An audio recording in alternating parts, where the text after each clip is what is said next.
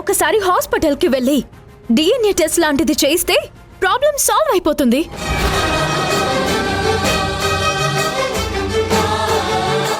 నా అనుమానం కూడా క్లియర్ అయిపోతుంది. పద. వదులు. ఇప్పుడు చెప్తున్నాను చూడు, నాకు ఎక్కడికి రావాల్సిన అవసరం లేదు, ఎక్కడా టెస్టులు చేయించుకోవాల్సిన అవసరం లేదు.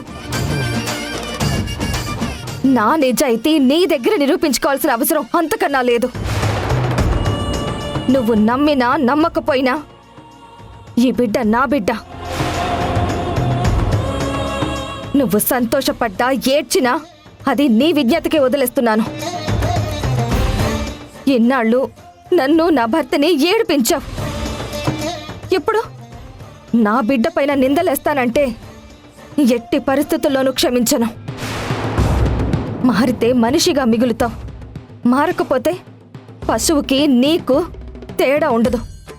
గుర్తుపెట్టుకో.